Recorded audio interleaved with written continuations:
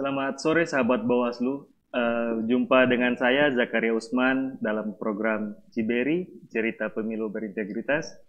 Sore hari ini kita sudah kedatangan dua orang narasumber yang kita undang untuk kita ambil pengalamannya dalam hal penyelenggaraan pemilu yang sebelum-sebelumnya.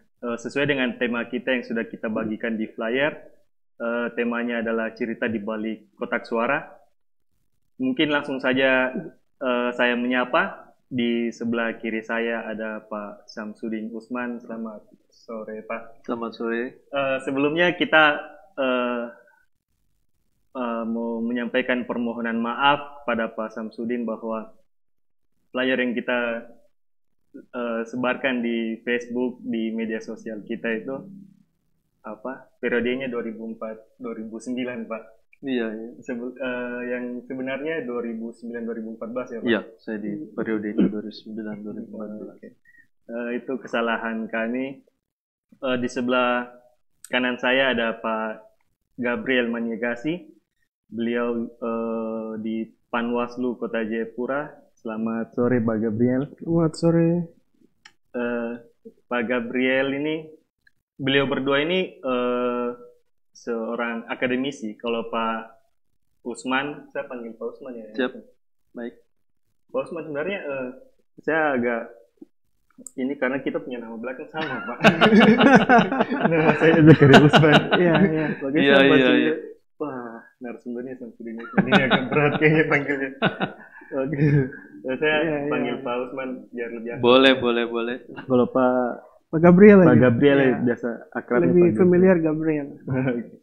Tadi kita cerita-cerita di bawah, ternyata beliau berdua ini sama Pak Ketua alumni yang sama di SMP YPPK Santo Paulus SMP Abepura. Santo Paulus Abepura. Luar biasa sekali. Ternyata di sore hari ini kita sudah mempertemukan 3 orang alumni SMP Santo Paulus ya. Iya, angkatan yang berbeda. Angkatannya yang beda-beda. Mungkin di Pak Usman dulu, Pak. Kesibukannya apa, Pak? Iya, saya saat ini saya staf pengajar di Universitas dan Teknologi Jayapura. Jadi saya ngajar di Fakultas Ekonomi, Sastra dan Sosial Politik ya, di program studi ilmu pemerintahan. Ya, sementara aktivitas sehari-hari saya seperti itu. Boleh tahu mata kuliahnya apa? Saya adalah saya ngajar tentang lebih fokus kepada perencanaan pembangunan daerah. Bagaimana menyusun perencanaan pembangunan daerah yang sesuai dengan ketentuan, sesuai dengan partisipatif daripada masyarakat. Itu basically saya di situ. Saya lagi memperdalam soal seperti itu. Kalau Pak Gabriel kesibukannya apa, Pak? Ya, kesibukan saya sehari-hari ya sama seperti Pak Usman tadi. Akademisi juga, saya mengajar di Fakultas Ilmu Sosial Ilmu Politik, program studi ilmu pemerintahan. Cuma beberapa tahun terakhir ini saya bebas tugaskan mengajar. Dan saya ada tugas belajar. Saya lagi mau ambil, saya punya S3. Administrasi publik. Dekat-dekat saya di Sulawesi, di Unhas. Kira-kira kapan selesainya, Pak? Ya, kalau Tuhan berkenan ya mungkin tahun ini ya bisa selesai. Amin. Kalau tidak ya mungkin tahun depan. Kita doakan secepatnya tahun ini, Pak. Ya. Terima kasih. IPM juga sudah kerjasama dengan Bawaslu ya, Pak? Iya, baik. Betul. Beliau berdua ini kan mantan penyelenggara pemilu. Iya. Pak Usman KPU, Pak Gabriel Panwaslu. Ya. Mungkin kita langsung masuk di pertanyaan saja. Kita Ya, ke silakan, Pak Gabriel. Pak, pada saat itu kan Panwaslu dia bersifat statusnya masih ad hoc, Pak. Betul. Sedangkan KPU di kabupaten kota sudah Permanen ya. Ya, KPU memang dari dulu dia statusnya adalah permanen seperti itu. Kalau melihat itu, Pak Gabriel, apakah ada ketimpangan antara Panwaslu dengan KPU yang sudah permanen kayak gitu? Apakah itu dia mengganggu tugas-tugas Panwaslu pada saat itu, Pak? Ya, Bapak, kalau kita mau bilang ketimpangan ya itu tergantung juga ya. Tapi kalau menurut saya kondisinya pada saat itu memang seperti itu dibuat oleh dalam aturan, kemudian kita jalankan. Meskipun kita mungkin saat ini ya kita anggap bahwa yang lalu itu ada ketimpangan, tapi pada saat kami waktu zaman tahun 2004 menjadi anggota Panwaslu, dengan kapasitas yang ada kami melaksanakan tugas kami maksimal. Jadi kami tidak melihat ini sebagai sebuah ketimpangan. Mungkin saat ini setelah beberapa tahun mungkin ada perubahan-perubahan regulasi, perubahan struktur, perubahan zaman juga, ketuntutan situasi dan perkembangan itu membuat segala sesuatunya berubah. Nah, sehingga kita melihat ke yang belakang di tahun 2004 kita lihat memang sepertinya ada ketimpangan. Jadi kalau menurut saya ya itu dari sisi struktur memang dari sisi organisasinya tadi kita bilang bahwa KPU memang permanen. Itu dari sisi undang-undang mengatur bahwa itu KPU 5 tahun. Sementara Panwaslu itu panitia pengawas pemilihan umum. Nah, itu dia hanya bersifat ad hoc sementara. Di waktu itu kalau tidak salah, saya ingat-ingat, ini sudah sekian lama jadi. Saya kalau tidak salah kami bekerja itu hanya 8 bulan. Dari waktu yang di range itu hanya setahun. Sampai dengan pertanggungjawaban kegiatan. Baik kegiatan di lapangan maupun keuangan. Itu kami administrasinya kita sekitar 8 bulan. Nah, jadi bagi saya Panwaslu itu sifatnya ad hoc, KPU permanen. Tapi juga ketimpangan yang lain adalah ketika ada laporan. Nah, mungkin tadi kita diskusi di bawah, itu ada laporan-laporan yang kami dari Panwas sampaikan ke KPU. Nah, ini dari sisi struktur juga ini nanti akan berkembang kalau kita diskusi sekitar barangkali. Bahwa ada laporan yang sebenarnya sudah kami sampaikan ke KPU, tapi karena batas waktu, itu ada sekitar 14 hari. Kalau dalam batas waktu 14 hari itu tidak diproses oleh KPU, maka kasus itu dia gugur dengan sendirinya. Nah, ini menjadi persoalan. Padahal mungkin ini juga temuan ke Panwaslu, tapi juga laporan dari masyarakat. Karena tugas Panwaslu itu kan mengawasi seluruh tahapan, kemudian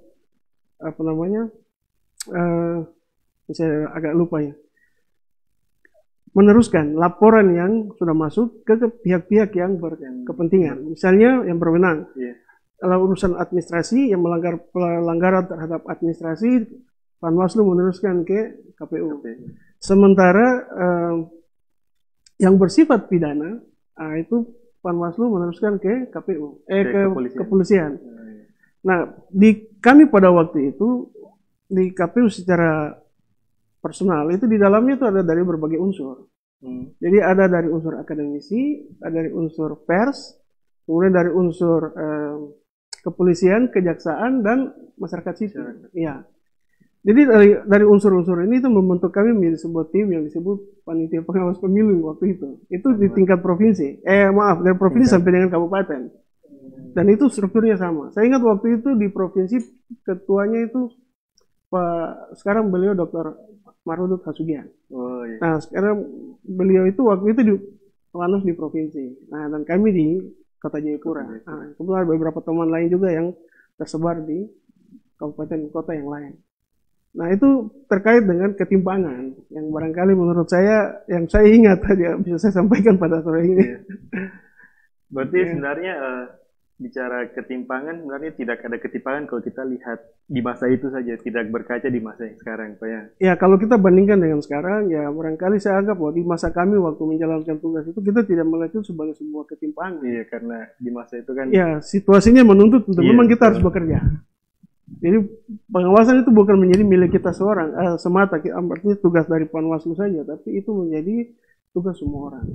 Siapapun dia yang peduli terhadap penyelenggaraan pemilihan umum yang baik dan benar, konsisten, konsisten dan berintegritas, ya mari kita jaga sama-sama. Sistemnya, prosesnya, bahkan pelaksana pemanfaatan keuangannya, bahkan juga peserta pemilunya. Kan waktu itu kita berdasarkan Undang-Undang Nomor 12 ya, kalau tidak salah itu tahun 2003 kan, tentang pemilihan DPR itu waktu itu. Nah, itu yang jadi rujukan kita. Kemudian pembentukan Panwas itu salah satunya juga diatur dalam keputusan KPU. Jadi kalau hari ini kita lihat ada ketimpangan ya barangkali dari sisi regulasinya. Karena kita Panwas juga agak sedikit tergantung ke KPU waktu itu. Nah, sehingga ada kewenangan-kewenangan kita yang begitu sangat terbatas. Nah, sehingga agak sulit juga untuk kita berseberangan pandangan dengan KPU. Ya kalau sekarang Bawaslu saya pikir dia sudah levelnya sudah sama. Iya, sudah. Kalau dulu mungkin KPU lebih permanen 5 tahun, kita yang hanya 1 tahun sifatnya ad hoc. Nah, jadi dengan begitu mungkin hari ini baru kita melihat ini sebagai sebuah ketimpangan. Betul. Kalau kita lihat di masa yang itu sebenarnya tidak sebenarnya. Ya mungkin pada waktu itu kita semua tidak melihat ya bahwa itu Iya. sebagai sebuah ketimpangan, tapi kita melihat sebagai sebuah tantangan yang harus kita laksanakan. Mungkin ada perubahan-perubahan sistem. Ya Pak. begitu. Kira-kira seperti itu. Kalau Pak Usman lihat pada saat 2009 masih Panwaslu juga ya. Itu Iya. kalau Pak Usman dari kacamata KPU pada saat itu melihat Panwaslu kira-kira seperti bagaimana, Pak? Iya, terima kasih. Jadi saya klarifikasi dulu bahwa saya itu adalah jadi komisioner KPU Kota Jayapura itu periode 2009-2014, tetapi saya masuk pada saat masa pergantian antar waktu. Kan ketika kita tahu bahwa dinamika pemilu atau pada saat itu kan luar biasa ya. Jadi ada beberapa komisioner yang bermasalah, makanya terus kami diberi kepercayaan. Saya mau sampaikan sini bahwa diskusi ini hanya sebagai bukan mencari-cari kesalahan, tapi hanya untuk melihat gimana supaya baiknya ke depan gitu ya. Saya kira itu penting bagi perkembangan pemilu atau demokrasi. Jadi memang masing-masing komisioner masing-masing itu punya tantangan yang berbeda saya kira. Kalau kita saat itu memang tantangannya adalah pada masa itu pemilu yang terjadi di Kota Jayapura itu terjadi masalah maka dilakukan pemilihan ulang. Itu tantangannya berbeda gitu. Jadi kenapa? Karena pada saat itu tidak ada pemilu yang ulang di Indonesia gitu. Bahkan Kota Jayapura termasuk kota daerah yang melaksanakan pemilu pertama kali ulang gitu. Karena kita tahu dinamikanya terlalu tinggi ya. Berbagai macam calon gitu, ada yang tembus, ada yang tidak ya. Terus sehingga itu membuat kita untuk kalau saya pinjam itu istilah dari Pak Gabriel tadi bahwa itu tantangan tersendiri bagi KPU. Bagaimana dengan Panwas waktu itu? Jadi memang Panwas saat itu namanya Panwas, di mana kita tahu panitia itu kan selesai acara ya bubar ya. Makanya ada panitia Natal, panitia apapun itu halal selesai ya bubar gitu. Nah, begitupun dengan Panwas, karena namanya pesta demokrasi dibentuk Panwas selesai terus bubar waktu itu. Jadi kita dengan Panwas saat itu bekerjanya itu saat itu menjalin hubungan yang baik. Karena itu tadi menghadapi masalah yang sama, tantangannya sama. Maka proses kerja itu kita juga berusaha untuk sama-sama lebih baik. Saya ingat waktu itu saya itu Panwasnya Ibu Hilda Nausona dosen dari kami sudah selesai itu. Oh iya Ya, itu sudah selesai. Karena 1 tahun kerja kita waktu itu. Oh iya. 1 tahun 8 bulan saja kita kerja selesai. Ibu Hilda, Ibu Peggy, saya lupa satu. Jadi memang tantangan kita saat itu di situ bagaimana melaksanakan pemilu di tengah situasi yang menurut saya dinamis sekali, hal yang baru. Kalau sekarang tantangannya kan COVID nih, COVID-nya kan hal yang baru nih. Nah, kalau kita saat itu seperti itu, tetapi mutu kualitas daripada pelaksanaan itu tidak boleh sampai turun. Makanya Panwas saat itu juga kita dapat bekerjasama dengan baik. Ini terbukti apa? Terbukti bahwa pemilu saat itu bisa berjalan dengan baik dalam tanda ini petik. Soalnya kan namanya sesuatu kan tidak ada sempurna. Masalah-masalah sedikit. Tapi sebagian besar itu berjalan dengan baik, meskipun bermuara ke MK sekalipun, tetapi itu bisa terselesaikan juga dengan baik. Jadi tantangan kita pada saat itu masing-masing itu berbeda. Saya yakin bahwa tantangan sekarang teman-teman Bawaslu, teman-teman penyelenggara lain itu tantangannya adalah bagaimana melaksanakan pemilu di tengah COVID. Yaitu bagaimana pengawasannya di tengah COVID ini seperti apa. Cuma berbeda tadi. Kalau tadi dibilang kan itu kita sudah mulai ini sebenarnya sudah inilah sudah sama lah, sudah dia kita bekerjasama sudah baik lah saat itu. Jadi setiap masa, setiap periode punya tantangannya masing-masing. Sekarang seninya apa? Bagaimana mengelola tantangan itu? Bagaimana bisa memanage mengatur dengan baik? Nah, itu. Ya kalau kami seperti itu. Berarti menarik sebenarnya Pak. Di mana pemilihan ulang dilakukan pertama kali di Kota Jayapura seperti itu, pastikan kita butuh acuan kayak gitu. Ini kan hal yang baru. Hal yang baru. Itu kira-kira Bapak melaksanakan itu acuannya. Ini menarik, pertanyaannya menarik ini. Kenapa kita lakukan? Kita saat itu kalau kita lihat ke belakang lagi, itu kan dalam melaksanakan sebagai penyelenggara itu tidak boleh ada punya konflik interest di situ. Bapak bisa bayangkan saja seperti sampaikan kami berempat nih. Ketika pleno dua-dua gitu. Bagaimana keputusan bisa ini? Tapi untungnya itu kan undang-undang mengatur juga tuh bahwa ketua itu dia punya kewenangan ke dalam dan keluar waktu itu. Makanya banyak sekali keputusan-keputusan yang ketika terjadi pleno gagal dua-dua, maka aturan itu yang kita pakai. Sekarang pertanyaan itu, acuannya apakah gitu? Kita waktu itu memperdebatkan karena ada beberapa calon yang akhirnya tidak masuk. Kita waktu itu memperdebatkan karena kita ditanya semua. Saya termasuk orang yang berpendapat bahwa kita melaksanakan pemilihan umum pada masa itu acuannya adalah amar keputusan Mahkamah Konstitusi. Meskipun kalau saya cerita itu dinamika terlalu tinggi sekali. Bapak bisa bayangkan saja ada surat ke Panwas, ke Bawaslu pusat waktu itu yang ketika kita selidiki itu surat itu adalah palsu, artinya tidak itu, tapi dia bisa masuk sampai ke itu. Artinya dinamika seperti itu sebagai gambaran. Jadi kami waktu pertemuan masing-masing pendapat berbeda waktu itu. Kalau saya ingin flashback ke belakangnya, ada yang tunda, itu konsekuensi tunda itu besar sekali Pak.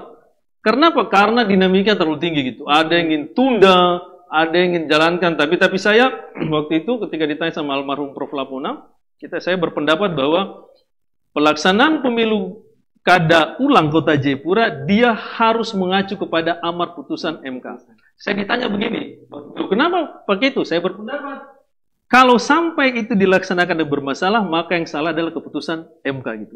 Bukan kita kan kita tahu ya bahwa penyelenggara pemilu KPU dalam hal ini dia hanya melaksanakan peraturan perundang-undangan gitu. Dia tidak boleh membuat aturan sendiri. Makanya kita tahu kan undang-undang pemilu turun ke bawah sampai PKPU ya, PKPU sampai di itu kan memang sistem tuh yang sudah terjadi. Ya, jadi dasarnya ya seperti itu. Yang lainnya apa? Undang-undang pemilu, PKPU itu kita harus memang patuhi. Tetapi pada saat itu ini penting kenapa saya sampaikan penting bahwa supaya kita semua dalam melaksanakan itu, kita harus berpatokan kepada ketentuan, aturan yang memang mengatur tentang itu. Jangan kita berkreasi, kita melaksanakan sesuatu, wah itu belum bikin seenaknya saja. Jadi gini, itu kan kalau kita amar putusan itu kan ada menentukan jumlah calon tuh, menambahkan ya. Nah, jadi bisa bayangkan gini, calon itu sudah punya nomor urut. Ini saya cerita dinamikan ya. Sudah punya nomor urut 1, 2, 3, 4, 5, 6. Sekarang calon ke-7 masuk. Sudah nih. Calon ke-7 masuk. Calon ke-7 ingin supaya nomor urut itu diundi lagi. 1, 2, 3, 4, 5, 6, 7. Bayangin saja calon 1, 2, 3 mereka sudah punya atribut, sudah punya ini, harus diundi lagi. Tetapi inilah saya bilang seni itu, bagaimana mengolah, mengatur itu ya. Tapi ketika dalam perjalanan hasil ini ya bisa menerima itu, bisa berjalan dengan baik. Saya kira saat itu orang yang saya akui mereka itu adalah orang hebat yang masih peduli terhadap keamanan kota gitu ya. Stabilitas daerah. Sepakat, stabilitas daerah. Karena kalau tidak tuh chaos, Pak. Iya. Bapak bisa bayangkan itu. Kalau masing-masing ego ditunjuk. Kita bayangkan, saya sudah bikin baju nih, kampanye 1000 gitu. Nomor urut 1 Syamsuddin Usman gitu ya. Begitu undi, saya harus dapat nomor urut 2 gitu. Baru itu bagaimana kan gitu. Konsekuensi untuk bahan cetakan. Nah, makanya itu yang saya bilang. Jadi saya salut sama calon-calon saat itu ya, bahwa mereka masih, meskipun terjadi riak-riak apa itu, tetapi masih bisa apa nih, jalan baik. Tapi jadi gini, memang pertanyaan terkait tadi, memang melaksanakan pemilu itu tidak mudah, tetapi bukan tidak bisa gitu. Artinya kita laksanakan saja berdasarkan aturan, berdasarkan perundang-undangan, berdasarkan ketentuan yang ada. Menurut saya selesai. Jangan berkreasi-kreasi. Artinya taat asas, taat aturan. Sepakat. Jadi seperti itu, Pak. Jadi kalau tanya aturan ya seperti itu. Ya, kalau di zamannya Pak Usman ini 2009-2014 itu permasalahan yang menjadi titik kritis itu apa, Pak? Ya, jadi gini ya. Ya kita ini. Jadi sekali lagi bahwa seorang komisioner KPU atau penyelenggara keamanan seperti dia tidak boleh mempunyai konflik interest dalam itu pertama. Artinya apa? Dia betul-betul seperti independen, netral, berintegritas, sesuai dengan asas 6 itu ya, 6 penyelenggara, asas penyelenggara harus berpatokan kepada itu. Kita tantangan itu adalah seperti sampaikan tadi, hanya jumlahnya adalah 4. Ini pengambilan keputusan yang berat sekali. Makanya menurut saya begini, saya termasuk orang yang percaya bahwa tadi flashback yang tadi disampaikan oleh Pak Gabriel, bahwa sistem itu semakin lama tuh akan semakin diperbaiki gitu. Sistem sudah mengatur memang harus 5, Pak. Harus 5, Pak. Tetapi karena satu hal dia menjadi 4. Itu Bapak bayangkan, tantangan ini sangat-sangat berat. Saya mengajak kita supaya jangan memandang penyelenggara komisioner itu hanya komisioner atau di Bawaslu. Tidak bisa, Pak. Penyelenggara, saya selalu berpendapat bahwa kalau KPU, maka dari Satpam sampai ketua KPU semua itu penyelenggara. Contoh begini, komisioner dia hanya 5 tahun selesai, ya kan? Tetapi staf mereka itu bertahan selama di situ, dia akan itu. Boleh orang ganti-ganti KPU, tapi mereka di situ. Saya mau sampaikan bahwa secara sistem mereka lebih paham itu. Ya, mereka lebih paham. Jadi tantangan tersendirinya seperti itu lagi. Makanya saya itu ketika jadi KPU saat itu, yang saya lakukan pertama adalah bagaimana saya merangkul, bagaimana saya belajar. Saya juga belajar sebenarnya itu. Belajar dari teman-teman di staff. Ya, staff. Saya belajar. Jadi ini tantangannya itu. Jadi saat itu kita harus jadi konseptor, tapi kita juga harus bisa eksekusi. Saya termasuk di komisioner waktu itu yang paham tentang bagaimana saya seluas, bagaimana membentuk 17 suara, berapa kelebihannya, gitu.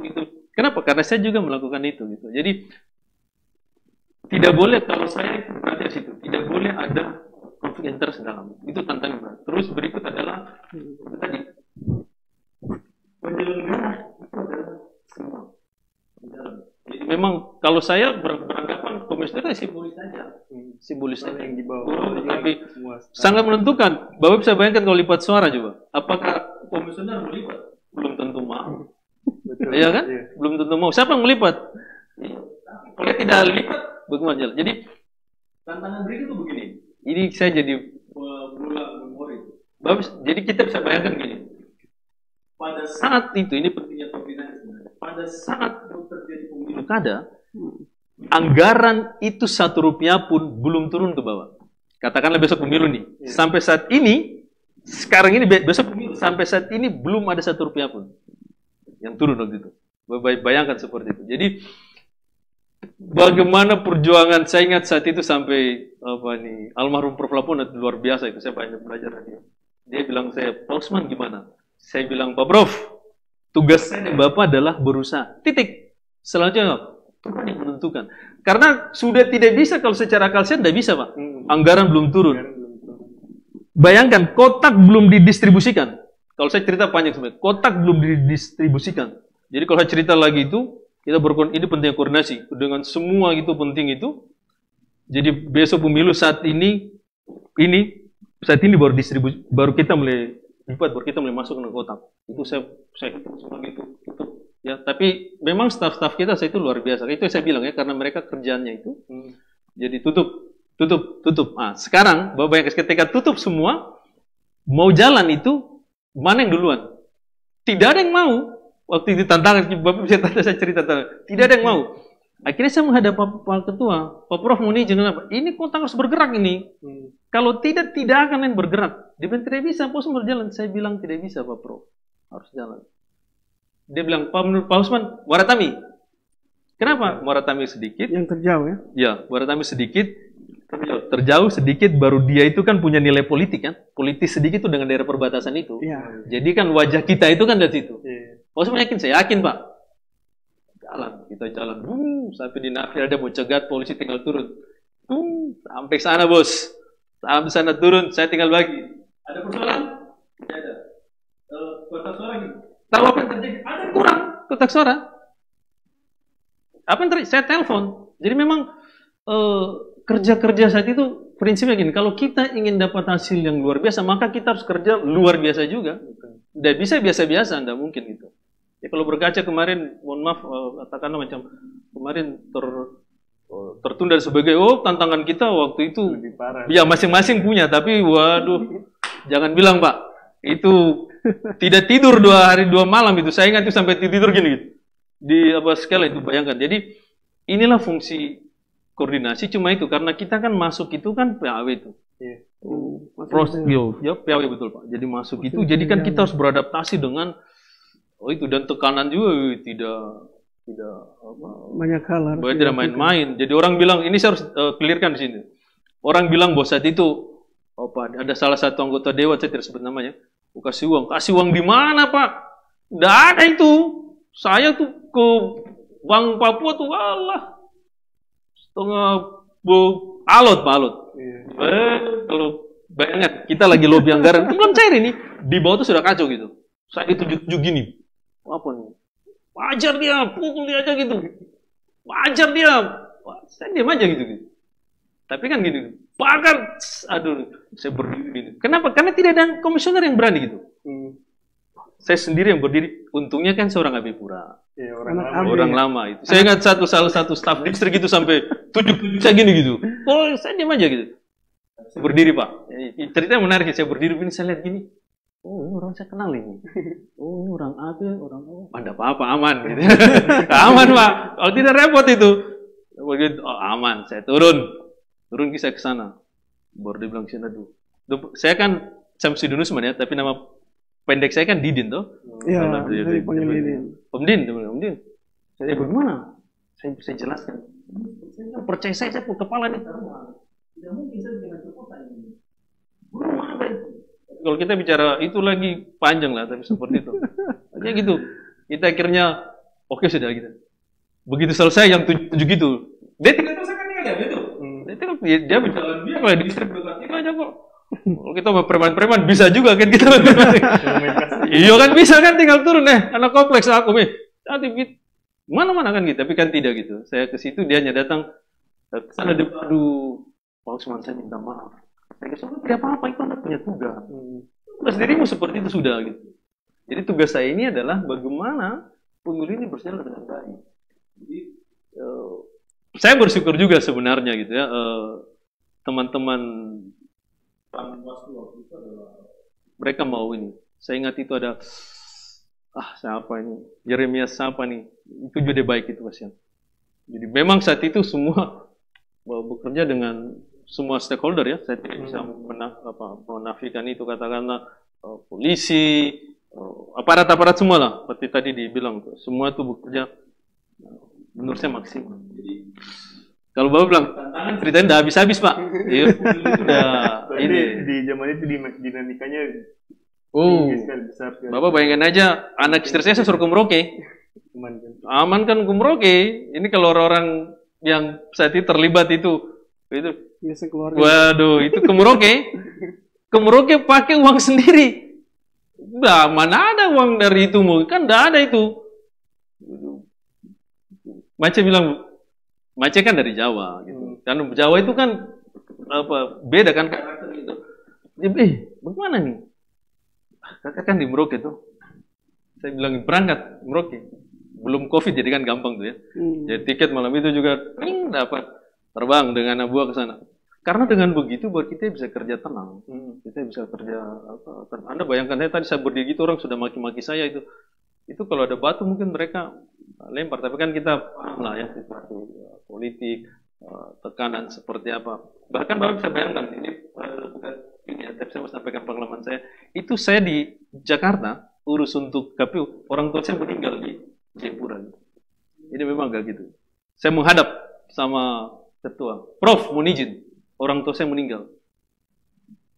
Karena kita berdua itu dinamika dalam, jadi bilang begini, Pak Osman harus balik. Saya bilang saya sudah berjanji ketika itu harus menjalankan tugas negara. Petunjuk Prof, Pak Osman tinggal. Siap, saya harus tinggal. Jadi saya datang itu karena ini konsekuensi pekerjaan gitu. Saya tidak bilang saya hebat, tapi konsekuensi pekerjaan gitu. Saya menangis saya di kamar. Menangis selesai gitu. Telepon saya bilang, dia bilang keluarga bilang, Pak Osman harus balik. Tidak, saya harus selesaikan ini. Silakan diurus saya dengan baik seperti itu. Nanti saya balik baru. Jadi kalau dibilang tantangan soal KPU-an, walah tidak ini apa ya. Kalau itu hanya ini artinya pengalaman. Jadinya memang kalau kita sudah itu, saya tidak bilang ini benar, tapi yang saya yakini adalah seperti itu gitu. Kalau kita sudah seperti itu kita totalitas. Makanya saya suka bilang saya tidak baik ya, tidak terlalu baik, tapi berusaha untuk memberikan yang terbaik. Yang terbaik. Konsekuensinya seperti itu. Lagi kalau di rumah orang lempar-lempar, walah. Ya, kalau Bapak tanya tantangan ya begitulah, makanya Bapak jadi komisioner, cukup di sini aja. Cukup nanti kita pikir-pikir lagi. Kalau saya ke Pak Gabriel. Baik. Pak Gabriel, permasalahan utama di zamannya Bapak di 2004 itu apa sebagai Panwaslu itu? Ya, sebenarnya dinamikanya juga mirip-mirip, tapi kita kan bukan penyelenggara, kita ini pengawas, jadi kita tuh istilahnya cari-cari kesalahan. Namanya wasit ya. Wasit. Jadi pada waktu itu pemahaman orang terhadap pemilu itu belum secanggih sekarang. Belum ada WA, belum ada yang lain-lain, belum ada grup-grup, belum. Jadi itu teknologi informasi dia berkembang di zaman-zaman sekarang, 2010 ke atas lah itu sudah mulai berkembang dan lebih canggih. Tapi di zaman itu memang ada tantangan. Seperti tadi Pak Usman bilang kan, bahwa memang dinamikanya itu bukan berbeda. Tapi kalau kami pada saat itu, ya saya hanya melihat pada soal kewenangan. Karena kita mau melakukan yang lebih dengan semangat yang lebih, tapi kita juga sadar bahwa kita sedang dibatasi oleh kewenangan. Jadi kita tidak boleh melampaui batas kewenangan yang sudah dijanjikan atau ditetapkan oleh aturan. Kalau kita melanggar itu, kita juga nanti akan salah. Karena kita ini jadi wasit, otomatis wasit itu kan orang yang dianggap paham tentang aturan. Nah kalau kita juga tidak melakukan tugas kita berdasarkan aturan, maka kita juga lebih salah. Nah dengan demikian maka menurut kami waktu itu sampai saat ini saya anggap bahwa memang kita itu sangat dibatasi kewenangannya. Lalu yang berikut, waktu kita bekerja, waktu dan masa kerja, karena kewenangannya sudah terbatas. Masanya juga terbatas, ya makanya disebut panitia. Selesai acara bubar, begitu. Dia tidak lagi permanen seperti yang hari ini. Kalau hari ini saya pikir ini sudah sangat maju, sudah sangat luar biasa. Sampai ada program-program yang dimana Bawaslu juga melakukan edukasi kepada masyarakat pemilih. Dan ini saya cukup merasa bahwa ini sesuatu yang luar biasa. Saya ingat kalau tidak salah minggu kemarin saya ada menulis berita, tapi saya wawancara Pak di provinsi, Pak Ronald. Ya. Jadi saya wawancara beliau lewat WhatsApp dan beliau kasih tahu tentang itu. Saya ikuti dialog juga di radio. Ya saya punya sedikit kelebihan untuk mendengar dan mengamati, lalu itu bisa ciptakan sebuah berita. Jadi walaupun saya tidak ada di tempat yang sama, tapi saya bisa buat berita karena jiwa-jiwa jurnalis masih ada. Ya ibarat itu sudah tidak bisa dihilangkan dari tubuh dan jiwa ini. Itu sudah menyatu. Jadi menurut saya begitu, bahwa kita sangat dibatasi oleh itu. Jadi kembali saya ingat apa yang saya wawancara oleh Pak Manoa itu, bahwa Bawaslu punya program-program yang memberi edukasi kepada masyarakat pemilih. Saya pikir ini sebuah langkah maju, berbeda dengan yang kami dulu lakukan. Kami dulu hanya memberikan pandangan, masukan-masukan kepada masyarakat, dan kita membuka ruang. Kalaupun ada masyarakat yang memberikan laporan, silakan datang ke Panwaslu, dan kami itu berada dalam waktu yang sangat terbatas, kewenangan yang sangat terbatas, dan kita itu juga bukan penyelenggara, kita itu disebut pengawas. Panwas saja, panitia pengawas pemilu, hanya untuk pemilu legislatif dan juga untuk pemilu presiden. Pemilu kepala daerah atau pilkada itu bukan bagian kami. Ada Panwas yang baru lagi dibentuk. Saya ingat pada 2004, setelah masa kami selesai purna tugas, langsung dibentuk Panwas baru untuk pilkada. Jadi kita sudah tidak lagi punya relasi kerja dengan teman-teman yang di Panwas yang berikutkan setelah kami. Dan itu dia berkembang terus, dan saya sudah tidak ikut perkembangan itu lagi. Saya stop itu dan saya aktif di tempat yang lain. Jadi tantangan kami di situ, bahwa kami punya kewenangan sangat dibatasi karena memang aturannya begitu. Terus kita dengan KPU itu menjalin hubungan yang cukup harmonis. Jadi kemana-mana, waktu saya ingat sekretaris KPU itu kalau tidak salah Pak almarhum Pak Hussein Tofar. Oh iya, Tofar. Pak Hussein Tofar. Nah, beliau itu waktu itu sekretaris KPU, dan beliau cukup proaktif dengan kami. Jadi kalau KPU sedang melakukan kegiatan untuk pentahapan, kami hubungi Panwas, ayo sama-sama dengan kami supaya tugas Anda juga bisa mengawasi apa yang kami lakukan. Jadi kayak apa ya, hubungannya cukup harmonis, jadi tidak ada bentrok-bentrokan begitu. Ini juga bagian dari proses ini yang menurut saya kelemahan juga. Bisa jadi ini menjadi sesuatu yang tidak apa ya, menurut saya agak lemah begitu, karena kami Panwas bertanggung jawab ke KPU berdasarkan itu peraturan KPU nomor 88 kalau tidak salah tahun 2003. Nah, di situ kita bertanggung jawab ke KPU. Jadi anggaran kami juga ada sedikit dari KPU. Jadi mau tidak mau, suka tidak suka, kita harus bekerja dengan kewenangan yang serba terbatas. Tapi dulu kami tidak melihat ini sebagai sesuatu yang menghalangi kami. Kalau itu salah kami katakan salah, kalau itu benar kami katakan benar. Dan kita memberikan ruang bagi masyarakat untuk juga bisa menyampaikan, mereka punya laporan.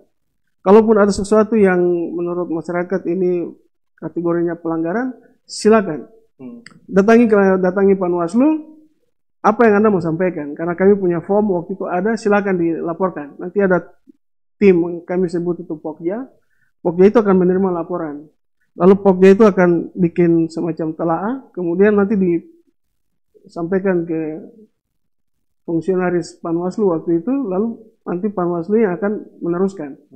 Dia akan teruskan kalau dia pelanggarannya administrasi, dia akan ke KPU. Kalau dia pelanggarannya pidana, dia akan teruskan ke kepolisian. Karena di kepolisian, di Panwaslu itu ada unsur kepolisian dan kejaksaan. Jadi ini yang barangkali menurut para pemikir untuk ini, pembentukan Panwas ini, barangkali dengan adanya aparat di dalam ini, proses ini bisa selesai. Ternyata tidak juga, tidak seperti yang dibayangkan. Karena fakta akan berbeda. Contohnya begini, kalau misalnya pelanggaran bersifat administrasi, diteruskan ke KPU. Nah, KPU ini tadi Pak Usman bilang bahwa dinamikanya cukup tinggi, mengatur calon-calon, belum lagi mengatur sistemnya, aturannya. Karena waktu itu kan ada sistem distrik, ada sistem apa lagi satu, saya lupa sistemnya itu. Jadi sistem pemilunya saja sudah bikin pusing. Proporsional, ya. Jadi kalau dengan sistemnya saja, belum lagi menghadapi perilaku calon-calon yang semua tidak siap kalah, semua siap menang. Ini juga repot. Menghadapi perilaku. Padahal deklarasi itu siap menang, siap kalah. Ya, tapi faktanya tidak siap kalah. Kalah kita ribut begitu. Nah, ini juga menjadi persoalan. Jadi bagaimana mengukur kedewasaan demokrasi di kota ini? Jadi kalau memang seorang calon dan dia siap untuk maju bertarung, ya pasti punya konsekuensi. Karena pertarungan itu cuma dua, menang kalah. Menang ada konsekuensinya, kalah juga ada konsekuensinya. Kalau memang Anda siap menang, ya Anda juga harus siap kalah. Gitu. Karena di dunia ini tidak semua menang. Kalau semua menang, ya itu sebuah kompromi. Kira-kira begitu. Jadi bagi saya, tantangan kami mungkin ya, saya bisa petakan di 3 saja sebenarnya. Yang pertama itu soal kewenangan yang sangat terbatas, karena memang regulasinya terbatas. Lalu yang kedua, waktu dan masa kerja kami itu juga terbatas karena diatur oleh regulasi. Lalu yang ketiga, kami ini bukan lagi penyelenggara seperti Bawaslu hari ini. Kami itu hanya panitia. Jadi hanya jadi wasit lah gitu. Tapi dengan keterbatasan yang ada, dengan serba kekurangan yang ada, ya saya salut juga untuk teman-teman kita pada waktu itu yang bisa menjalankan kemitraan baik dengan KPU maupun dengan stakeholders. Jadi walaupun itu sesuatu yang baru untuk kami di tahun 2004, ketika orang belum sibuk bicara-bicara, kami sudah terlibat dalam proses itu. Tapi ya berbekal semangat, berbekal kerjasama, pemahaman yang baik, bagaimana kita mau tegakkan demokrasi yang bagus di kota ini, ya kita kerjakan apa yang ada yang bisa kita lakukan. Dan ya puji Tuhan semua berjalan baik dan sampai pada akhirnya kita kegiatan. Pada saat itu kan tantangannya yang seperti Bapak sebutkan 3 tadi itu. Ya. Itu langkah-langkah strategis untuk melakukan fungsi pengawasan Panwaslu itu seperti apa Pak?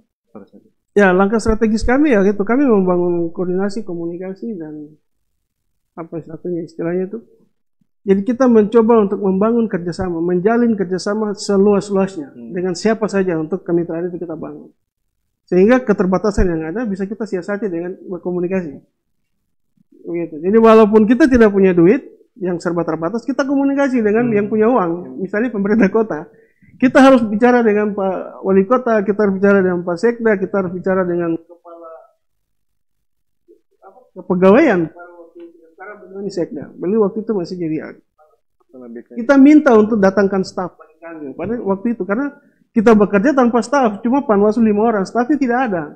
Kita harus lobby lagi, diskusi lagi, komunikasi lagi ke pemerintah untuk datangkan staf. Kalau sekarang stafnya sudah ada permanen, bekerja di sana 5 tahun. Kalau ini kita tidak dulu. Jadi kita pegawai kita minta dan nanti Pak Kepala Bagian ini kabaknya harus mengidentifikasi lagi. Biasanya diambil dari Kes Bangpol. Iya, betul. Jadi itu dibikin surat lagi. Jadi akhirnya waktu kami habis untuk mengisi struktur. Untuk polisi pun begitu. Kami juga harus lobby ke Kapolres. Kita minta lagi personil siapa yang dikirim. Kejaksaan juga begitu. Kami bersurat lagi.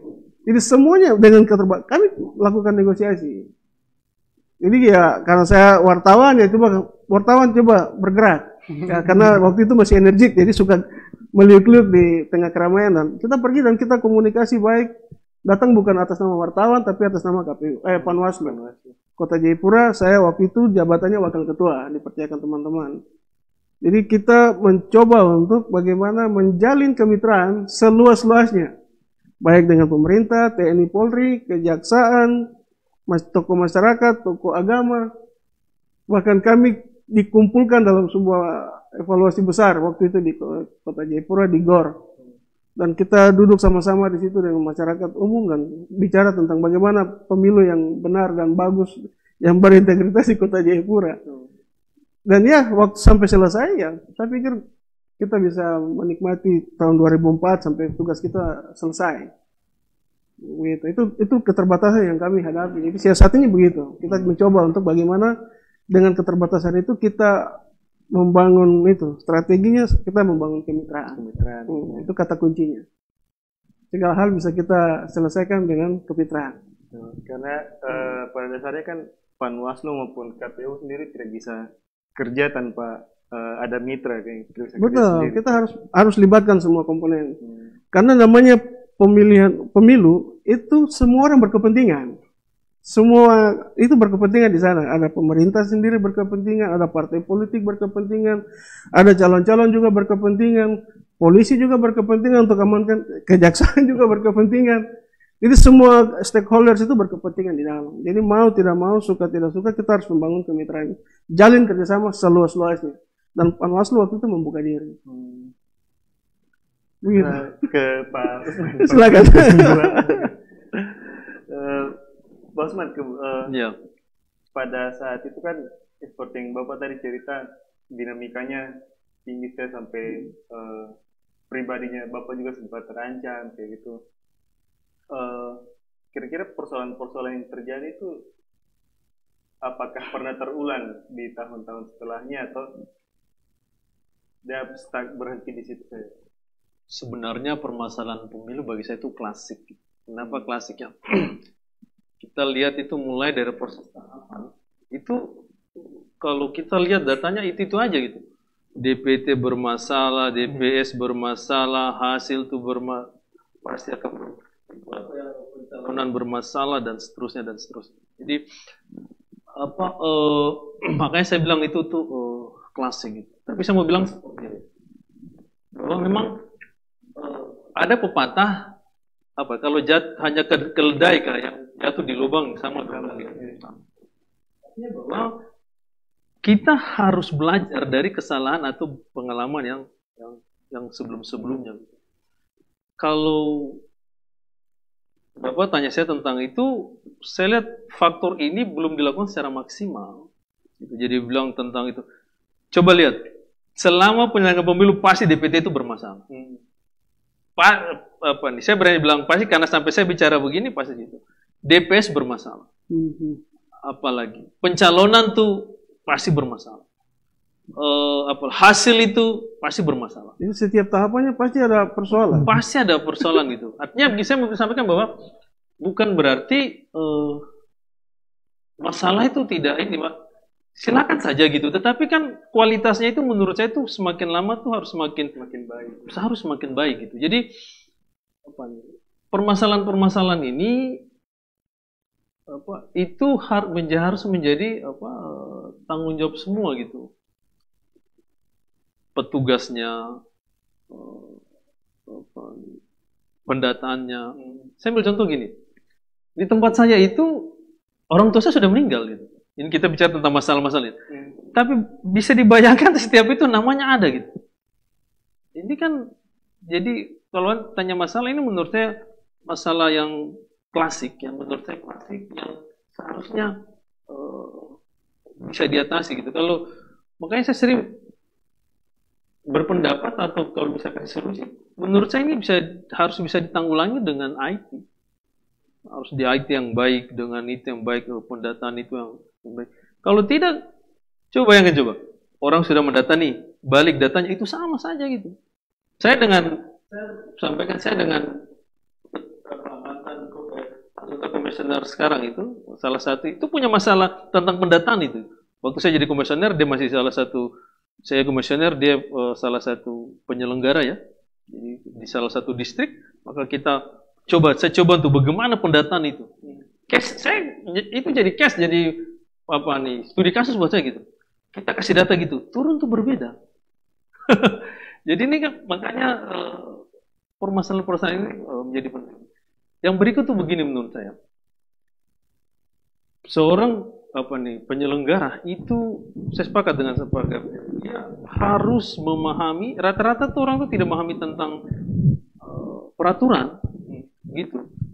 Dia tidak paham dan tidak mau belajar, itu kan jadi persoalan juga. Jadi kerja KPU itu menurut saya itu kalau kita kuasai aturan, kita sudah berusaha itu menurut saya tuh kalau orang bilang saya sering bilang kitab sucinya KPU itu sudah undang-undang, peraturan betul. Itu dia punya. Jadi itu harus dipahami. Kalau saya lihat, jadi katakanlah Panwaslu, dia menurut saya harus lebih tahu aturan daripada KPU karena dia mengawasi. Kalau istilahnya Pak Gabriel, dia wasit gitu. Jadi kalau dia sendiri tidak paham, bagaimana dia mau mengawasinya? Ini menurut saya persoalan. Jadi kadang di bawah terjadi dia. Jadi kalau saya itu masalahnya dari pihaknya tidak menguasai atau cenderung mengabaikan. Saya bilang mengabaikan karena menurut saya itu bisa, kalau dibaca itu bisa, dan saya sangat yakinnya bisa gitu. Menurut saya cenderung mengabaikan itu aturan-aturan atau ketentuan seperti itu. Berikut adalah kalau saya menyinggung juga tentang pendataan. Saya ini, seperti saya bilang, saya ini pernah jadi Panwas distrik Jayapura Utara.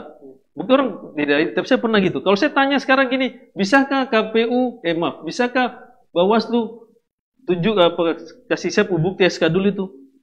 Saya yakin mungkin tidak ada. Artinya apa? Berarti pendataan ini juga penting. Karena kita belajar mau itu kan harus masalah itu kan ada di data kan.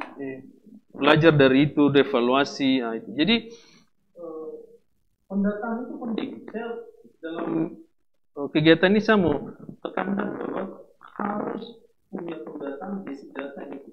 Entah itu yang makanya ini bagus nih kegiatan ini. Apa judulnya apa tadi? Siberi apa Siberi? Siberi itu pantai ya. Cerita Kita cerita di balik yang lalu-lalu gitu ya. Ya saya harap ini juga bisa menjadi ini juga bahwa jadi mulai ke depan itu bahwa data paling tidak mulai dari sini ke depan itu datanya sudah mulai terusun baik.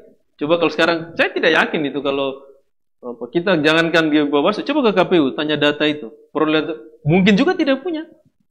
Ini selalu masalah itu klasik kita tahu masalahnya itu.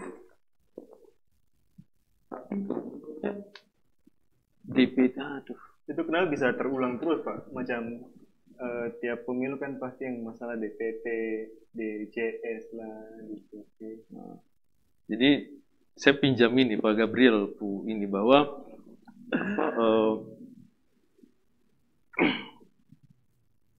kalau kita mau bekerja itu kan harus sungguh-sungguh. Jadi tidak ada kita melihat bukan tantangan, bukan masalah ya, tapi itu menjadi tantangan itu. Jadi saya berpendapat ini tergantung dengan niat baik.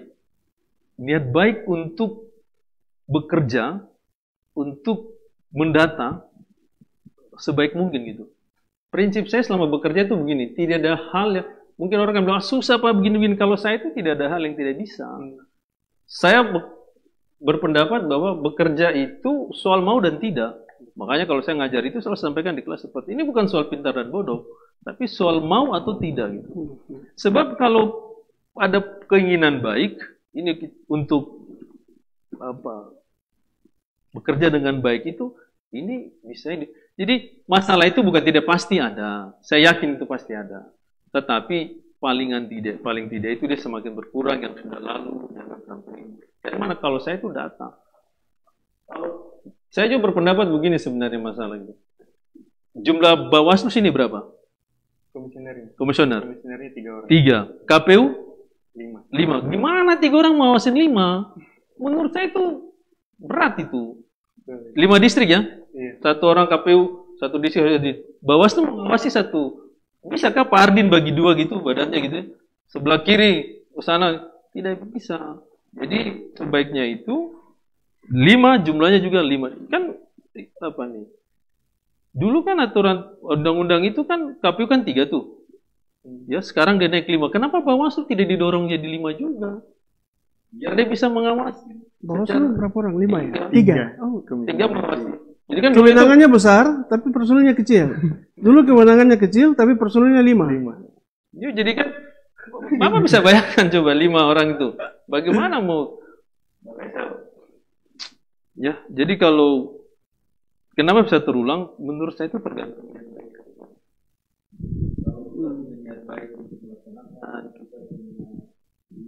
Itu sekali lagi bukan masalah. Saya tidak menganut asas mazhab itu. Bisa tidak. Mau apa tidak. Karena gini ya. Proses itu tidak bisa mengkhianati hasil. Kalau proses kita itu baik dan itu, hasilnya itu mengikuti itu. Jadi tidak lakukan saja dengan niat baik sesuai dengan ketentuan, aturan perundang-undangan. Ya sudah. Kalau dibilang salah kan undang-undang, kenapa begitu? Jangan, iya kan, jangan kita. Kalau kita sudah laksanakan sesuai undang-undang baru salah. Tugas kita segitu, tugas penyelenggara seperti itu. Makanya dibilang itu kan KPU itu itu kan penyelenggara undang-undang. Saya ingat ini nasihat dari almarhum Prof. Lokona ke saya seperti itu. Pak Usman, lakukan saya sesuai ketentuan. undang-undang itu. Kalau salah, ya pembuat undang-undang kan. Kenapa dia buat seperti itu? Betul. Kita kan sudah ikuti. Jadi memang itu kan. Kalau tanya itu nggak bakal betul. Kenapa terulang? Mau bilang gampang juga atau terulang terus? Mau bilang itu. Jadi ya apa ya? Ya bersifat relatif begitu. betul. Jadi apa? Yang penting sebenarnya ada kemauan saja itu. Kemauan saja. Jadi apa? Kalau kita punya kemauan yang baik, ya tentu kemauan itu bermula dari niat ya. Kalau niat pertama supaya pancuri, ya udah. Saya jadi komisioner KPU untuk beli mobil, ya udah gimana caranya dia beli mobil. Saya menjadi anggota penyelenggara untuk dapat, ya sudah kan segitu dia. Tetapi niat itu harus saya ingin bekerja dengan baik. Ini mungkin orang kan, Pak Usman tuh ngomongnya normatif, tapi saya tidak peduli. Harus seperti itu. Bisa kalau tidak usah jadi pengusaha apakah di luar sana gitu. Seperti itu. Saya berpendapat seperti itu. Pada saat itu angka golput itu tinggi tidak Pak? Kalau kita bilang golput itu begini sebenarnya. Kan hal yang baru pemilu. Iya, itu juga persoalannya. Memang kalau kita data ya, data itu kan partisipasi pemilu paling tinggi itu yang kemarin, Papua, saya bicara Papua. Se-Indonesia 84%, mungkin Pak Gabriel punya data tersendiri. Sebelumnya itu dia udah boleh 50%. Udah 50%. Jadi waktu kita itu bagaimana, saya kira ini hal yang ini. Pertama itu tetap kita lakukan sosialisasi, tetap kita lakukan himbauan-himbauan untuk memilih. Tetapi kalau saya waktu itu juga, saya juga sering melakukan pendekatan kepada teman-teman saja secara informal itu. Karena teman saya sudah meninggal kasihan. Itu juga sangat membantu saya untuk itu. Tolong untuk ini menyampaikan di gereja, menyampaikan di ibadah-ibadah pemuda. Itu seperti itu. Jadi hal-hal itu kita lakukan seperti itu. Jadi memang kalau kita itu memang partisipasi kita waktu itu sebenarnya tidak bagus-bagus amat. Kenapa? Karena terjadi begitu pemilu pertama gagal, kita masuk itu kepercayaan publik terhadap penyelenggara itu tidak ada. Pada titik nadir sudah. Udah titik nadir. Karena bayangkan harus pilih lagi kan gitu ya. Jadi akhirnya itu kita melakukan kegiatan seperti itu. Bahkan himbauan-himbauan macam apa itu kita lakukan. Jangan lupa tanggal sekian datang ke TPS. Hal-hal yang normatif saja kita. Yang sifatnya mengajak seluruh komponen untuk bisa terlibat dalam proses. Sekarang kan tinggal atau datangi. Iya. Dulu kan tidak begitu. Apalagi zamannya Pak Gabriel itu 2004 belum ada, mungkin handphone hal yang baru juga tuh. Iya, pada saat itu memang handphone hal yang baru. Hanya sejumlah orang yang punya handphone. Tapi ya bersyukur waktu itu kami sudah memiliki handphone, jadi bisa komunikasi lewat SMS. Waktu itu belum ada yang lain-lain. Android belum ada. Pak Gabriel, saya penasaran pada saat itu apa jumlah kasus dominan yang pelanggaran pemilu yang dominan itu apa Pak pada saat itu? Ini pelanggaran ini kalau jumlahnya memang saya sudah tidak ingat, tapi kalau yang dominan ini memang dua-duanya. Jadi ada pelanggaran administratif sama pelanggaran pidana. Nah, pelanggaran administratif memang cukup banyak. Kami dorong terus ke pihak yang berwenang untuk menyelesaikan itu. Ada yang diproses, tapi ada juga yang tidak diproses. Diproses itu sesuai dengan tingkat urgensinya. Karena biasanya macam tidak terdaftar, tidak terdata. Ini kan persoalan yang tadi Pak Usman katakan hal yang klasik sebenarnya. Tapi itu kami tetap sentil, kami tetap awasi itu, kami tetap ingatkan itu. Tapi ya kembali lagi kepada penyelenggara. Bagaimana dia mempersiapkan personilnya untuk terlibat dalam proses pendataan. Karena kalau kita lihat belajar dari kasus yang kemarin, pengalaman kita waktu lalu, KPU menggunakan data yang disiapkan oleh pemerintah melalui BPS. Nah, jadi dari data itu, ketersediaan data ini saja sudah bermasalah. Petugasnya ke lapangan, kadang datang ke rumah orang ke kebun. Nanti malam baru pulang. Petugas datang malam terus tidur atau udah keluar. 3 kali 4 kali, pasti kalian sudah bikin yang lain. Begitu. Ini persoalan, begitu. Dan itu terjadi berulang-ulang. Nah, kita tidak bisa saja mengharapkan bahwa ini harus menjadi tugasnya KPU. Harus ada kesadaran politik dari warga kita. Itu sebabnya tugas Bawaslu, tugas KPU, dan tugas partai politik melakukan edukasi politik kepada kita punya warga. Begitu. Siapapun dia calon-calon yang mau masuk ikut dalam proses pemilu, siapkan diri untuk menjadi pengajar politik. Betul. Pengajar tanda kutip ya. Artinya bahwa dia harus melakukan pendidikan politik praktis kepada dia punya konstituen, kepada orang yang nanti akan pilih dia. Tidak bisa kita main uang, tidak bisa. Demokrasi tidak bisa kita bangun dengan cara begitu. Kita butuh uang, tapi pada tempat yang tepat. Kalau kita semuanya pakai uang, kacau demokrasi kita. Tidak bisa kita jalan mengharapkan sesuatu yang baik. Begitu. Jadi paling tidak sesuatu yang ideal itu harus kita kedepankan. Lalu kita jalankan berdasarkan aturan. Situasi itu akan mempengaruhi semua hal untuk mengubah aturan pun bisa karena situasi. Begitu. Jadi kita pun harus bijak membaca tanda-tanda zaman. Juga bijak melihat situasi yang ada terjadi di sekitar kita.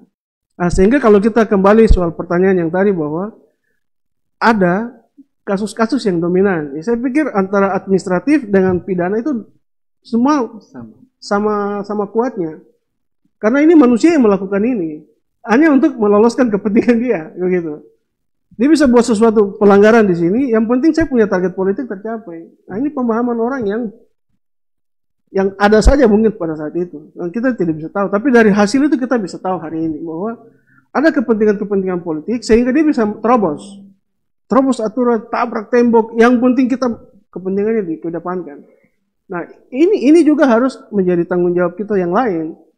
Ada Bawaslu, ada KPU, ada partai politik, ada juga calon-calon, baik di calon pilkada maupun calon anggota dewan, anggota legislatif. Mereka ini juga harus punya kewajiban untuk melakukan pendidikan politik. Begitu. Jadi bagi saya, itu menjadi tanggung jawab semua orang. Siapapun dia yang mau terlibat dalam politik, ya tanggung jawabnya untuk mengedukasi orang lain.